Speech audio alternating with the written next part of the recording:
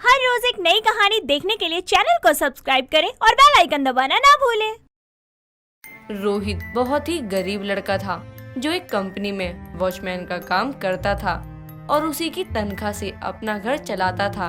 रोहित एक रोज शाम के समय काम से लौटकर घर आता है और चुपचाप हॉल में बड़ी कुर्सी पर बैठ जाता है। तभी उसकी माँ आशा उसके लिए पानी लेकर आती है और उसे उदास बैठे देखकर कहती है, क्या बात है बेटा, आज तू काम से बड़ी जल्दी वापस आ गया और तू इतना परेशान क्यों है? माँ, आज काम में मन नहीं लग रहा था, इसलिए जल्दी घर वापस आ गया। क्या हुआ? जरूर कोई बात है, तभी तू काम छोड़कर वापस घर आ गया। बताना क्या बात है? माँ, आज नेहा की बहुत याद आ रही है। मन कर रहा है उसके ससुराल जाकर उससे मिल लूं। वैसे भी त्योहार आने वाला है, दीपावली, फिर उसके बाद भाई दूज भी आएगा और इस बार ना पहला ऐसा भाई दूज होगा जब मेरी प्यारी बहन मेरे साथ नहीं होगी। मैं समझ रही हूँ बेटा तेरी भावना को। तू अपनी बहन से बहुत प्यार करता है ना, इसलिए तुझे उसकी इतनी चिंता रहती है। लेकिन तू तो जानता है ना कि हम लोग उसके ससुराल वालों के आगे कुछ नहीं है। कहाँ उसके ससुराल वाले इतने अमीर और हम इतने गरीब। माँ, गरीब है तो क्या हुआ, गरीब भाई का भाई दूज नहीं होता क्या?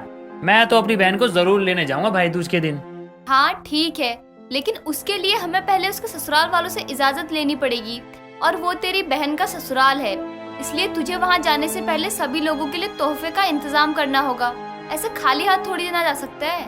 माँ, बात तो आपकी बिल्कुल सही है, लेकिन उसमें तो टाइम है ना। पहले जो कल है उसके बारे में सोचे। कल क्या है बेटा, मुझे याद नहीं है। माँ, आप अपनी बेटी का बर्थडे कैसे भूल सकती हो? अगर उसकी शादी नहीं हुई होती ना तो 10 दिन पहले ही वो पूरा घर सर पे उठा के रखती और खुद ही सबको चिल्ला चिल्ला कर बता देती कि मेरा बर्थडे आने वाला है। हाँ बेटा, मैं तो भूल ही गई थी। क्या करूँ, पढ़ी लिखी नहीं हूँ ना, लेकिन फिर भी ऐसे खाली हाथ जाना ठीक नहीं है। खाली हाथ क्यों जाऊंगा माँ? आपके हाथ के बने हुए पेड़ है ना जो हर बर्थडे पे वो बनवाती थी, आप मुझे वही बनाकर दे देना, मैं वही लेकर जाऊंगा। हम गरीब है तो क्या हुआ, हमारी जितनी हैसियत है हम वही तो करेंगे ना, वही लेके जाएंगे। और आपकी बेटी के लिए आपके हाथों के बने हुए पेड़े से ज्यादा अच्छा और कुछ भी नहीं हो सकता। इसी बहाने अपनी बहन से मिलना भी हो जाएगा और सबको भाई दूज के लिए घर आने का न्योता भी दे दूंगा। हाँ बेटा, ये तूने सही कहा, लेकिन थोड़ा आराम से बात करिए उसके ससुराल वालों से, वरना कहीं वो लोग नेहा को मायके भेजने के लिए नहीं माने तो। वो लोग नहीं मानेंगे तो क्या हो गया माँ, मैं खुद जाऊंगा अपनी बहन के घर भाई दूज मनाने। तब तक मैं पैसों का इंतजाम भी कर लूंगा। कुछ भी हो जाए, लेकिन इस गरीब भाई का भाई दूज तो होके रहेगा, कोई इसे रोक नहीं सकता। अच्छा ठीक है, चले जाना मिलने। अब खुश? अब जाके हाथ मुंह धो ले और खाना खा ले, सुबह टाइम से चले जाना। अगले दिन सुबह रोहित जल्दी से तैयार होकर अपनी बहन नेहा से मिलने के लिए निकलने ही वाला होता है कि तभी उसकी माँ आशा उसे रोकते हुए कहती है, आज मेरे बेटे के चेहरे की खुशी तो देखो। बिना उठाए न उठने वाला इंसान आज बिना उठाए ही उठ गया और तैयार भी हो गया। कितना समझदार हो गया है मेरा बेटा। माँ, आपने ये बताने के लिए मुझे रोका है, जाने दीजिए ना माँ, लेट हो रहा है। अगर टाइम पे नहीं पहुँचा तो शाम को छुट्टी नहीं मिलेगी। जानती हूँ आज तुझे अपनी बहन से मिलने की बहुत जल्दी है, लेकिन लगता है अपनी रात वाली बात तू खुद ही भूल गया। बिना पेड़े लिए भागे ही जा रहा है। वहाँ पहुँचकर मुंह मीठा किससे करवाएगा अपनी बहन का? हाँ माँ, ये तो मैं भूल ही गया था। अच्छा हुआ आपने याद दिला दिया। अच्छा, अब मैं चलता हूँ, रात को मिलूंगा आपसे। रोहित इतना कहकर अपने काम पर जाने के लिए निकल जाता है।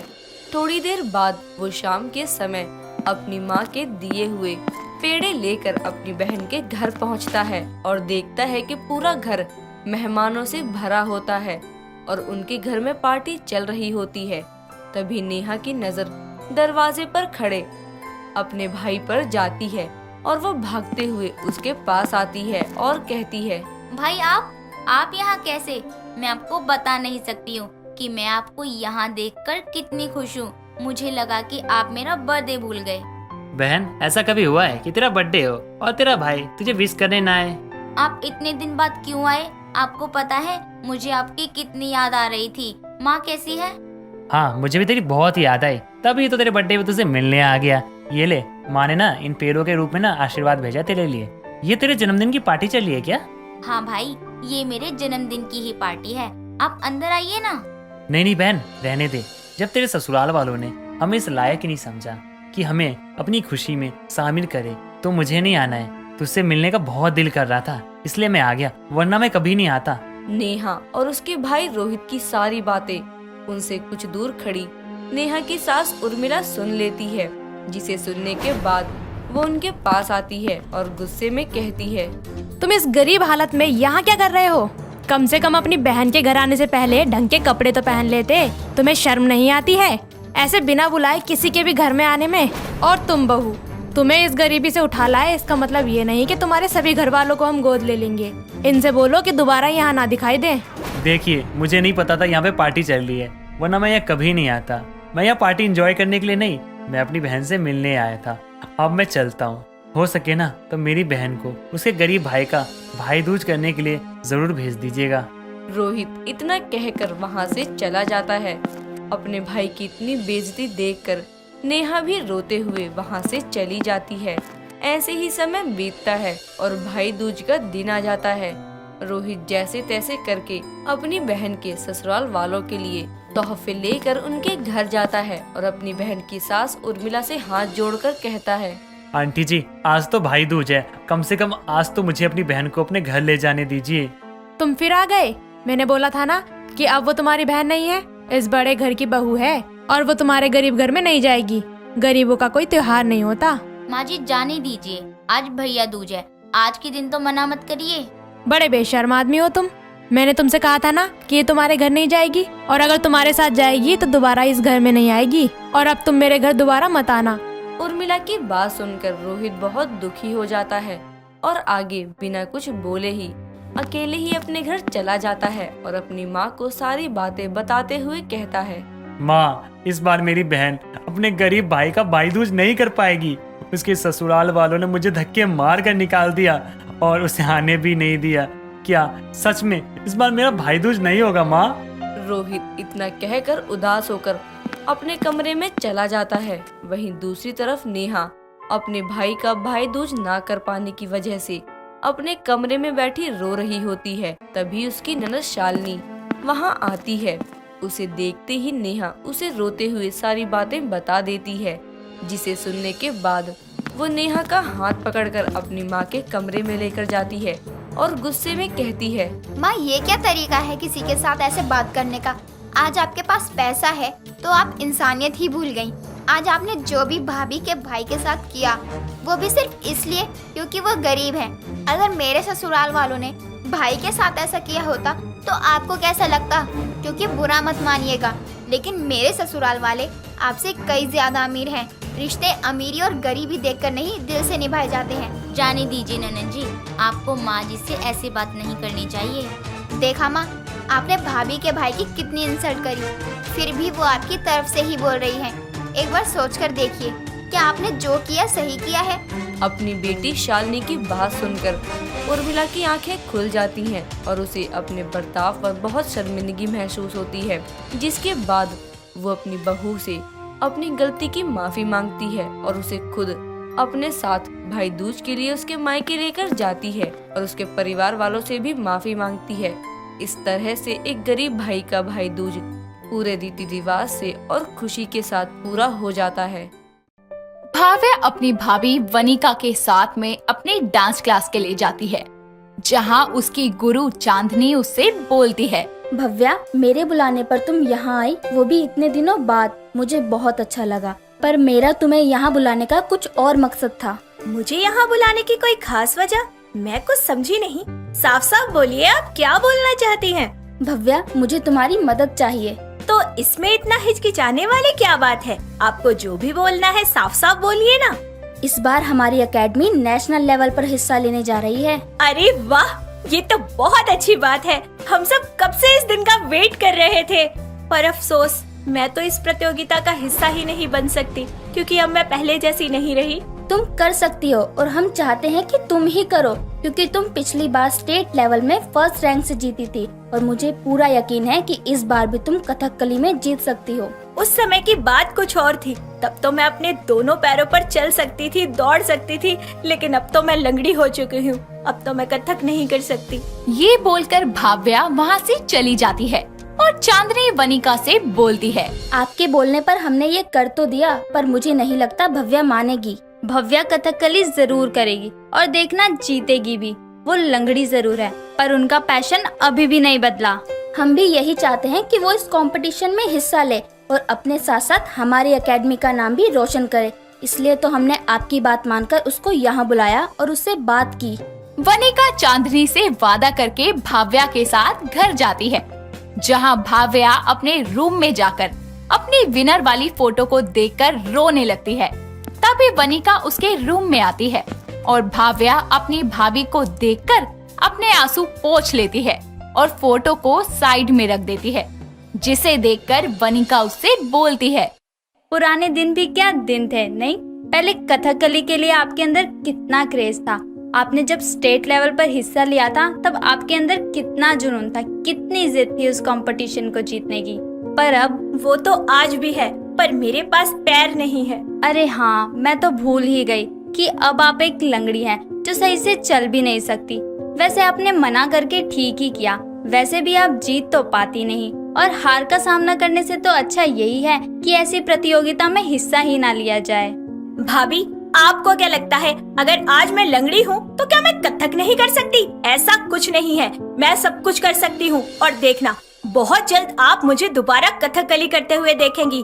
और हाँ, मैं हार से डरती नहीं हूँ क्योंकि मैंने हारना कभी सीखा ही नहीं है। वो तो वक्त ही बताएगा। अच्छा, मैं चलती हूँ, माँ जी की दवाई का टाइम हो रहा है। वनिका अपनी ननद को कथकली के लिए उकसाकर वहाँ से बाहर जाकर चुपके से भाव्या को देखने लगती है। भाव्या अपनी भाभी के जाते ही अपनी कथकली वाली ड्रेस को पहनकर कथकली के कुछ स्टेप्स करती है, लेकिन वो एक भी स्टेप नहीं कर पाती और नीचे गिर जाती है। ये देखकर वनिका अपने रूम में जाकर खुद से बोलती है, भव्या के अंदर मैंने उसका पैशन तो जगा दिया है, पर ऐसा ना हो कि वो एक बार फिर से हार मान जाए और अपना सपना अपने पैरों की वजह से पूरा ना कर पाए। वनिका अपनी चालाकियों से भाव्या के अंदर कथकली करने की नई उम्मीद तो जगा देती है, पर भाव्या की नाकाम कोशिश देखकर अंदर ही अंदर ये सोचकर परेशान होती है कि कहीं भाव्या इस कंपटीशन के लिए मना न कर दे। और इसीलिए एक दिन वनिका भाव्या के पास जाकर उससे बोलती है, इरादा अभी मजबूत है या डगमगा रहा है? भाभी, इरादे उनके डगमगाते हैं जिनके सपने छोटे होते हैं। अगर ऐसा ही है तो अपनी डॉक्टर से बात करो। मैंने काफी लोगों को देखा है जिनके पैर नहीं होते और वो नकली पैर के जरिए चलते हैं, और मुझे अपने नंद पर पूरा यकीन है कि वो हर बार की तरह इस बार भी जीतेगी। भाभी, आप मेरे साथ हैं? हाँ, मैं हमेशा तुम्हारे साथ हूँ। ये सब मैंने इसलिए किया ताकि जिन सपनों को तुम दबा चुकी हो उनको फिर से नई उड़ान दे सको। भाभी, आप मेरे साथ हैं। देखना, अब मुझे जीतने से कोई नहीं रोक सकता। अब मैं इस कंपटीशन में हिस्सा जरूर लूंगी। जिसके बाद वनिका भाव्या के डॉक्टर से बात करके वनिका भाव्या को हॉस्पिटल लेकर जाती है। नकली पैर की मदद से भाव्या अपने सपने की ओर पहला कदम उठाती है और अपनी एकेडमी में जाकर चांदनी से बोलती है, मैं इस कंपटीशन में जरूर हिस्सा लूंगी। आप मेरा नाम लिख दीजिए मैम। इतना बड़ा बदलाव, तुमने तो कमाल ही कर दिया। जिसके बाद भाव्या रोज अपनी एकेडमी में जाती और कथक की प्रैक्टिस करती। देखते ही देखते वो दिन आ जाता है जब भाव्या स्टेज पर सबके सामने आकर कथकली से सबका मन मोह लेती है और नेशनल लेवल पर फर्स्ट आकर अपने घर वालों और डांस एकेडमी का नाम रोशन करती है। जिसके बाद एक रिपोर्टर उसके पास आकर उससे बोलता है, भाव्या जी, क्या आप हमको बताएंगी कि आखिर ऐसी हालत में भी इस कंपटीशन में हिस्सा लेना और जीतने का हौसला आखिर आप में आया कहां से? जब आपके हौसले बुलंद हो तो आपकी जीत पक्की है। पर हाँ, इसका सबसे बड़ा श्रेय मैं अपनी चालू भाभी को देना चाहूंगी। चालू इसलिए क्योंकि उन्होंने बड़ी ही चालाकी के साथ मुझे इस कंपटीशन के लिए मनाया। और हाँ, आज मैं अपनी भाभी और अपनी गुरु चांदनी की वजह से ही यहाँ तक पहुँची हूँ। मैडम, आपने पहले भी स्टेट लेवल पर कथकली की ट्रॉफी अपने नाम की थी, पर उसके बाद ऐसा क्या हुआ कि आपने अपना कथक से नाता ही तोड़ लिया और आज फिर जब आप हमारे सामने आई तो एक विनर के रूप में? ये सवाल सुनते ही उसकी आंखों में आंसू आ जाते हैं और वो अपने पुराने दिनों को याद करके बताती है कि किस तरह वो अपनी कार से जा रही थी और उसकी कार का एक्सीडेंट हो जाता है। और जब उसकी आंख खुलती है तो वो देखती है कि उसका एक पैर उससे छिन चुका है, जिसके बाद से उसने कथक करना बंद कर दिया था और अपने अंदर के पैशन को कहीं मार दिया था। अपनी पूरी कहानी सुनाकर भाव्या की आंखों से आंसू नहीं रुकते और वनिका सबके आगे बोलती है। No more questions. आप सब यहाँ आए, आप सबने भव्या का हौसला बढ़ाया, उसके लिए शुक्रिया। इतना बोलकर वनिका भाव्या के साथ घर जाती है, जहाँ उसकी सास कोकिला उन दोनों को दरवाजे पर रोक हाथों में आरती की थाल लिए उनसे बोलती है। अरे 2 मिनट रुको, पहले मैं अपनी चालू बहू, जिसकी वजह से मेरी बेटी फिर से आत्मनिर्भर बन पाई है, उसकी और अपनी भव्या की आरती तो उतार लूं। कोकिला उन दोनों की नजर उतारकर उनको घर के अंदर लाती है, जिसके बाद कोकिला भाव्या से बोलती है। तेरा खुद का सपना था कि तू खुद की डांस एकेडमी खोले, जिनमें उन बच्चों को तू कथकली सिखा पाए जो डांस करना और सीखना तो चाहते हैं, पर किसी कारण वो सीख नहीं पाते। हाँ माँ, तेरी भाभी ने आज तेरा वो सपना भी पूरा कर दिया। सच में भाभी आप बहुत चालू हो। आखिर आप ये सब कैसे कर लेती हो? जैसे आप में टैलेंट है, वैसे ही ये मेरा टैलेंट है। हर कोई मेरे जैसे चालाक नहीं हो सकता। ये बोलकर वनिका अपनी सास और भाव्या को उस जगह पर लेके जाती है, जहाँ बड़े बड़े शब्दों में भाव्या एकेडमी लिखा होता है, जिसके बाद भाव्या के सारे सपने पूरे हो जाते हैं और उसके अंदर से लंगड़ी होने का दुख भी खत्म हो जाता है। दोस्तों, अगर आपको ये कहानी पसंद आई तो इसे लाइक करें, शेयर करें और कमेंट करके बताएं कि कहानी में आपको सबसे अच्छा क्या लगा।